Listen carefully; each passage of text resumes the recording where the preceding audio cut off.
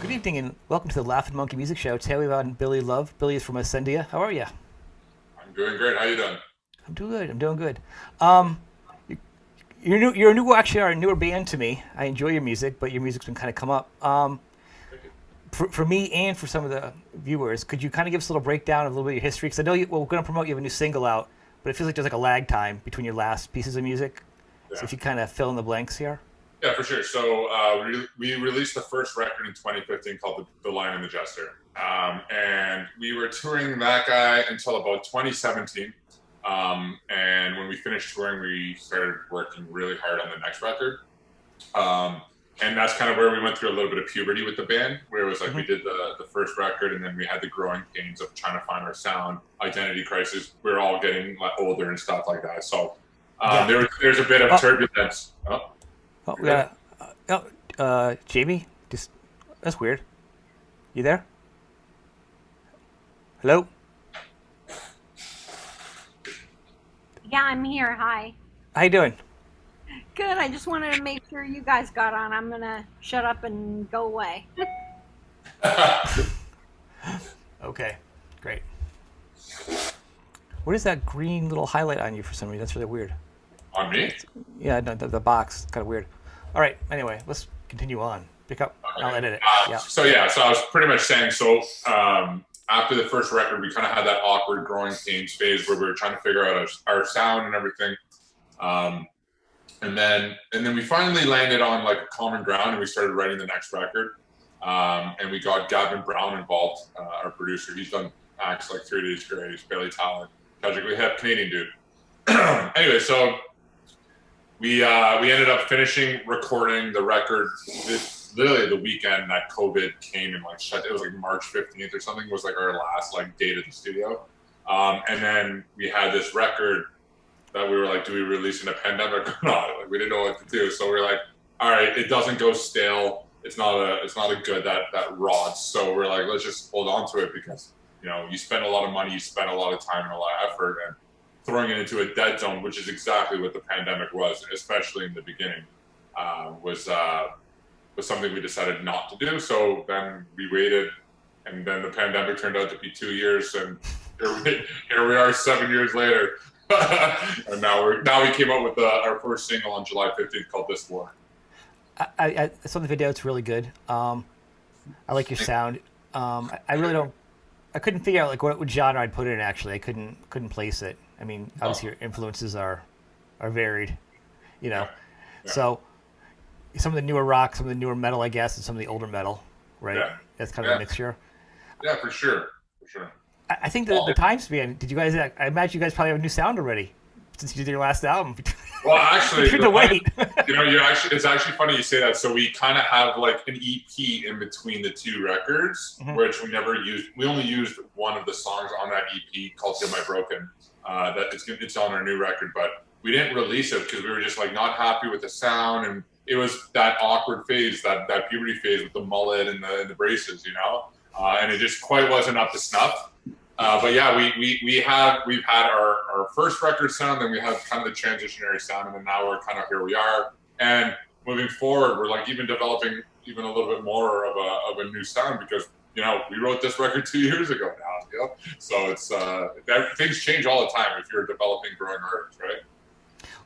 For somebody who's not aware of your music, how would you say to define you? Like what influences or what like if you like this, you might like this. You know what I'm saying? Like Yeah. so.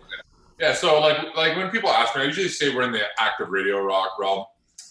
So if you like bands like 3 Days Grace, Bad Wolves, Nothing More, Bad Omens, and then we also have a lot of older roots. Like we grew up on I grew up on the '80s stuff. I'm gonna go see Whitesnake and Scorpions at the end of August, so I'm excited for that. Very, But we grew very up on the cool. '80s stuff.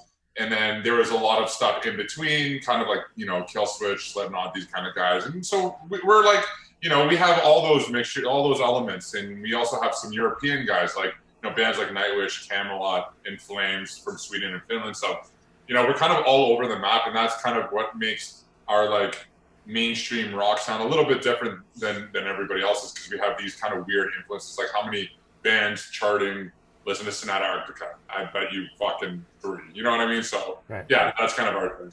Yeah, and I hate to be the guy that labels a band too. I don't want to be that person saying, you sound like this. It's not fair. But for people that aren't aware, that I think it sums it up pretty good too. Yeah, it's kind of a shitty question, but it's a necessary question. It's one of those ones.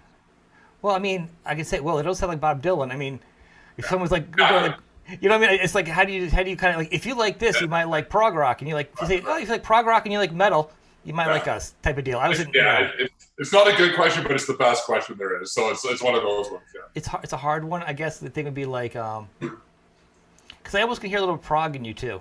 Well, we grew up so we used to listen to a lot of Dream Theater, Symphony X, okay, a lot of these guys. So the prog element, and even in so we listen to a lot of like prog power style music too.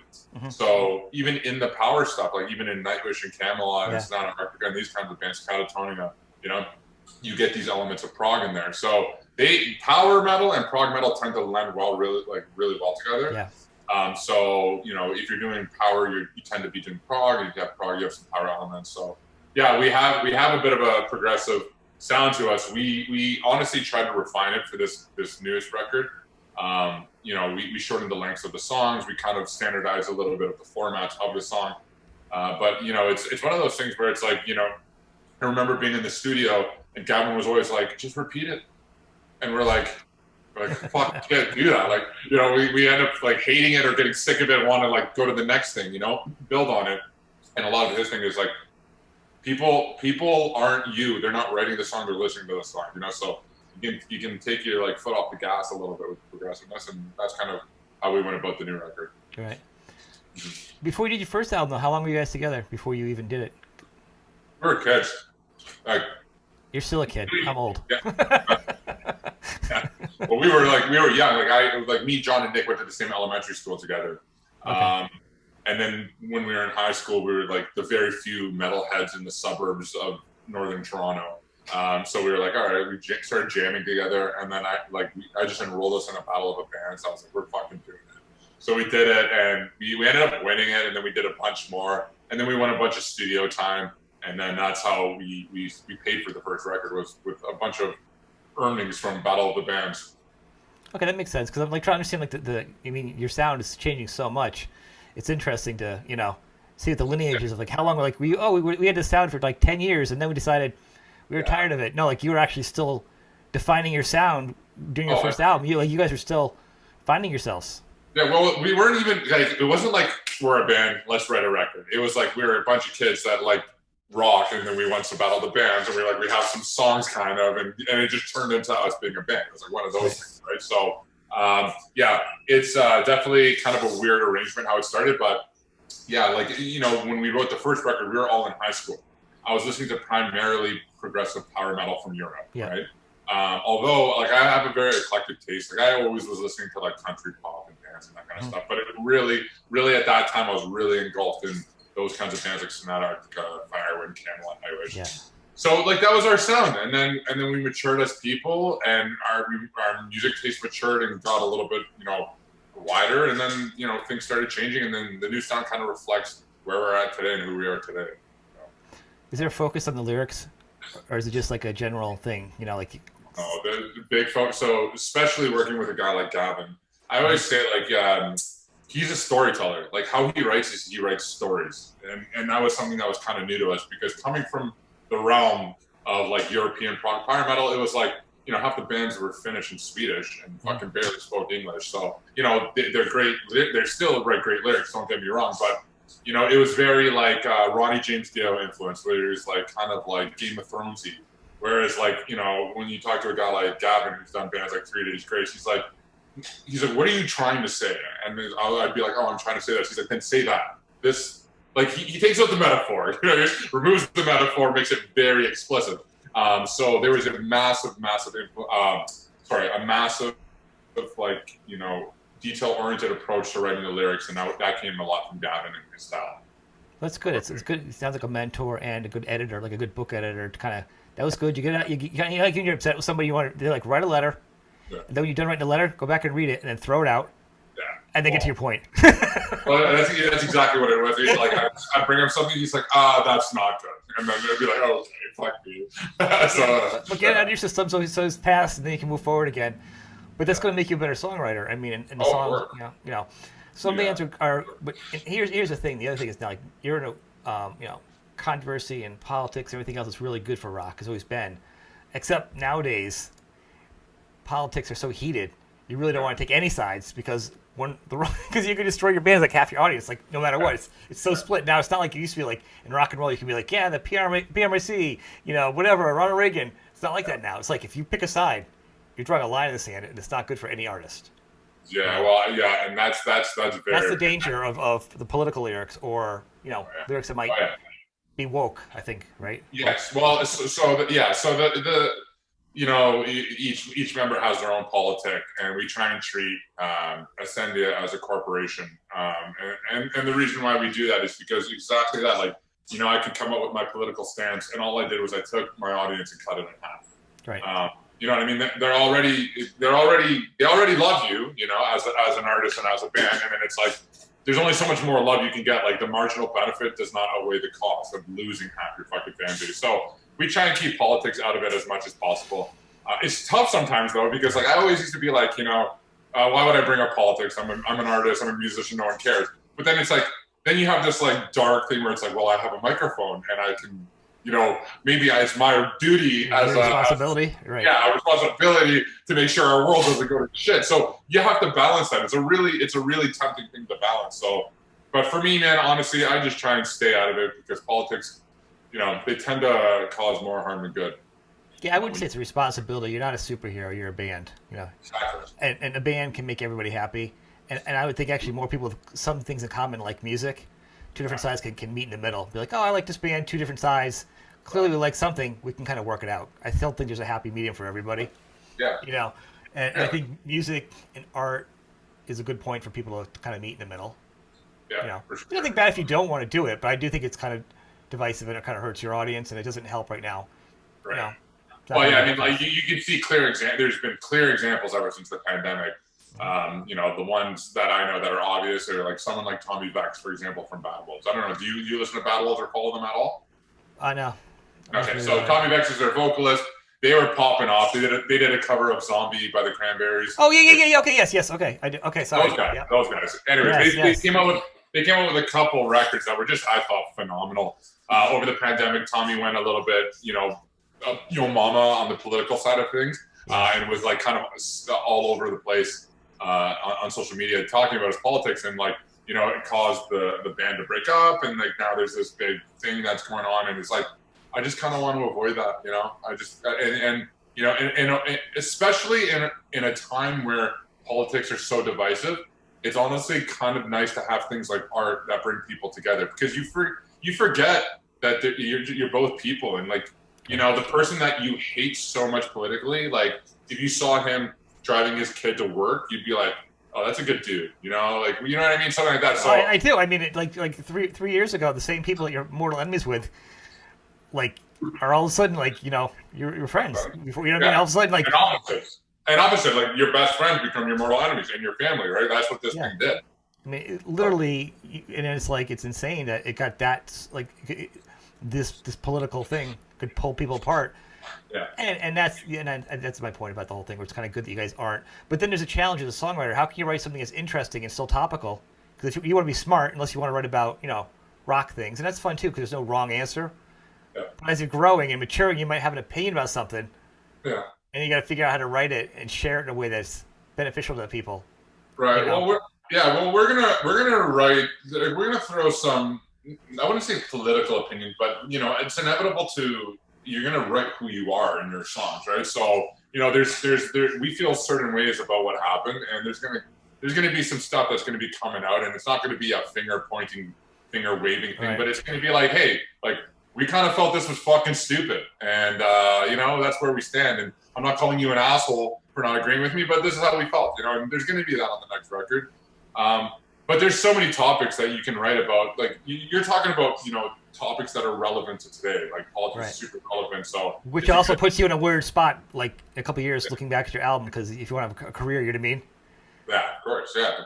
But there's tons of things that you can write about that are super relevant that aren't like at the forefront. Like for example, mental health. You know, everybody suffers from mental health, and that's one thing that like it doesn't matter what political side you're on. You can vibe with that, and that's never going away. So it's one of those topics. Love is another one of those topics. Everybody breaks their heart or falls in love. So the topics that we wrote about specifically was very mental health oriented. Those topics never go away. I can see that. I mean, because imagine if, like Led Zeppelin wrote about like Nixon. Remember that Nixon album that Zeppelin wrote about? So like, exactly. It'd be like ridiculous, right? You know what I mean? It's just there are topics you can be positive about everybody. Yeah. What about playing out now? What are you going to do? How does that work out for your band? Yeah, so that was like kind of the tricky question because we didn't want to release because we play rock music. Rock music is live music more than any other music. Like you're a metalhead, you live for going to a fucking show, right? So you can't. That's why we didn't want to release the record. It's like, so what? We can do some Skype, shows. Fuck that, right? So we were like, all right, we're gonna release it so that we can actually tour it. But now it's also been 7 years. A lot of our fans are like, yo, are you guys still fucking doing it, right? So we have to 7 years. People aren't kids anymore. Some of them are like married with houses, and they're like, yeah, I used to like that band. I don't have time. I can't listen to the album now. I got 2 kids I got to put to bed, and I'm exhausted at the end of the day. Exactly, right? Exactly. So now what we're doing for these next, I would say 3 or 4 months is shaking people, being like, hey, we're here, we're back, growing our audience, and then we're going to try and be on the road, hopefully. I would say, like I was talking with my manager about it. He seems to believe like early next year we're going to be full circuit going down. We might do we'll probably be doing some weekend reps in like southern Ontario where we're from, just get a little bit of rust off the wheels. But touring's probably going to be in the winter time, starting at least. To get away from Toronto because Canada is super winter. Oh fuck. Fuck Toronto in the winter, man. Honestly, fuck, it's so bad. It's cold and it's dark and it snows and it's icy and fucking. Hopefully we'll be in LA at that point. If I toured, I would tour based on the weather. That would be exactly. Well, that's what bands do, and that's why nobody comes to Toronto unless it's the summer. Well, that's the problem here, though. In Canada, I'm sorry. Actually, in the U.S., a lot of the bands want to hit Florida on the summer tour sheds, but Florida is hot. Like it's so hot, it's like over 100 degrees, and you don't want to be sweating, on the stage either. I mean, and in full gear, it's a lot. Yeah. Oh no, I know you guys have the opposite problem, but honestly, like the heat is doable because you don't get frostbite and wait in line outside of a venue, like literally freezing your fucking ass off. It's terrible. True point. True. Do you have any plans of anybody lined up that you're going to actually tour with, or it's just kind of forming right now? Like what I'm saying? Like, are you going to try getting a supporting act thing with a larger band to bring in an audience, or do your own thing? Yeah, we're open. We're going to be doing both, obviously. Okay. Like we're going to be doing some supporting stuff because it's been a minute. But we're going to be doing our own thing. We're going to be doing some supporting stuff. We're just in the works of like making it happen. Nothing's finalized yet. It's still very premature, but like obviously we want to be on the road as much as humanly possible. So when that starts happening, it's going to be full time. It's going to be intense. So I'm looking forward to that. I think a good thing for a band of your size too is like if you get a supporting gig, whether it's first or second of a big band, and then the off nights, you're playing to smaller venues, the clubs and stuff to keep. That's how you need to really build it. You know what I mean? That's how a lot of the bands do it. Coming into it. Yeah, but yeah. So I want to end though. I want to talk about the last one I want to talk about is actually the video and the song. Okay. If you could actually talk about the topic, the idea of it, and then. Yeah, sure. So this war specifically is about internal struggle. It's about fighting a battle that you have inside of you, and it's like the whole point of it is that everybody has adversities and faces adversities. Everybody struggles with some type of portion of their life. Everybody suffers. So the song is pretty much about that like never-ending battle that you fight every single fucking day, and everyone can relate to that. So everybody has a war inside of them, and that's the idea of the song. It's just like, fuck, waking up on a war guy, and that's what this war is all about. And I think everyone can relate to that. Going back to our last discussion about politics versus, right, what's relevant, right? But mental health is relevant for everybody. It'll always be super relevant. Even after the pandemic, like the pandemic really put people in fucking dark places and really, really mess with people's heads. So if you didn't have a war before the pandemic, you definitely found one in that. Well, it hasn't helped that there's been like everything's melting around us and the heat and temperatures going up and there's other problems going on. So it was coming out of the pandemic into worse problems. So No, I don't think there's worse problems than the fucking pandemic. That was pretty rough, man. That was rough. It's hard. It's been hard. Actually, and so there's also a really good video out to go along with this. So I encourage people to check it out. I'll put the links underneath it. But actually, before I forget, the last thing is you actually have your own TikTok. I almost forgot that. Yeah, so what's up with that? Yeah, so I do TikTok. So it started off in the pandemic because like I have a very diversified life of like things that I was doing at the time, and I was kind of keeping things on the go. Like I finished like a BCom in finance, and I was doing a finance designation. I was working, and I was at the gym all the time, and I was working on the band. So we had a bunch of things on the go, and then as soon as the pandemic happened, all came to a halt, and and like all of it. And I'm like the kind of guy that like I need to move and I need to work towards something. Otherwise, I don't do well. So I was like, fuck, I have to do something, and there was nothing to do. So my manager was always breaking my balls about getting TikTok. I was like, I'm not 13. I'm not gonna start dancing on this app. And he's like, no, just trust me. It's more than that. Do it. So I did it, and I was doing a lot of workout stuff, fitness stuff, and then things started taking off, and then it became I do it 4 hours a day. Like I was just editing a TikTok right before what we're doing here. It's become a full-time thing for me, and so over the pandemic, my life went from this like very like diverse thing to like, no, I'm doing music and content creation. So TikTok is like a big part of it.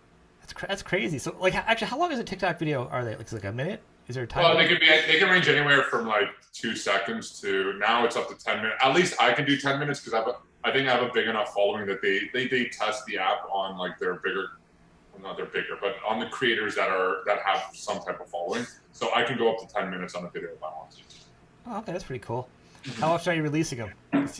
Or 4 videos a day, 2 to 4 videos a day. What? Yeah. That's a lot. Well, it's my career. Like I'm pushing it for my career. So that you have to in the world of content creation. If you're not making content, that's your job. So you gotta push content. Yeah. I do get that. I do my own content thing to obviously I'm sorry. You obviously get that. Like you're in those exact same world, right? Well, in the past year and a half, I've done close to 300 interviews and edited them and did it all myself. So. Yeah, you know how much work it like that's the thing. Like for example, I do 4 videos a day. Some of them are very intensive with the editing. Some of them are very simple. So like you like an interview for you might be a little bit more difficult depending on how it goes. But like for me, some videos are super simple, just camera in the face. Hey, how you doing? And then the other ones are like full day of eating, my full workout routine. What I did today, life vlog, that kind of thing. It's gonna be hard to keep 4 times a day to keep coming up with something you feel fresh. Like I feel like I got nothing to say. Yeah, well, yeah. So that's why I infuse so many areas of my life. So I have the music side of things, fitness, the educational side of fitness. Then I have like food, like eating, what I eat, my nutrition. Then I have eating challenges. Then I do reviews of restaurants. So I have like this plethora of things that kind of just make my life and I do a lot of response to people. So people ask me questions, and I do a lot of question responses, and that really helps with that. Because if you're doing like 4 videos a day that are not just a simple response, that's fucking difficult. That's a lot. That's why I was asking as a content person myself. I saw your YouTube video where you did a lot of eating. You're trying to do you gained a bunch of pounds. That's crazy. Yeah. I'm going to be doing after this. I'm going to a sushi place. I'm going to be wiping out about 100 rolls. So. I'm excited for that. 100 rolls, man! I could probably, geez, I don't know, maybe 30. I don't know. That's crazy. Yeah, you burn more than I do. Yeah. So this is awesome. So where can people look for you guys? The next thing coming out. Yeah. So the easiest way to go about it is go to our Instagram. It's Acendia Music. We also have Facebook. It's Acendia on Facebook. Other than that, you can go to our YouTube. You can go to our YouTube as Acendia Music. Same with Spotify and the streaming apps. And then if you want to find me, you just go on TikTok, and my TikTok name is Billy Love Baby. Billy Love Baby. All right. Yeah. That's great. All right, man. I want to thank you for being on the show, man. It's been great. I appreciate it. It's been a great time.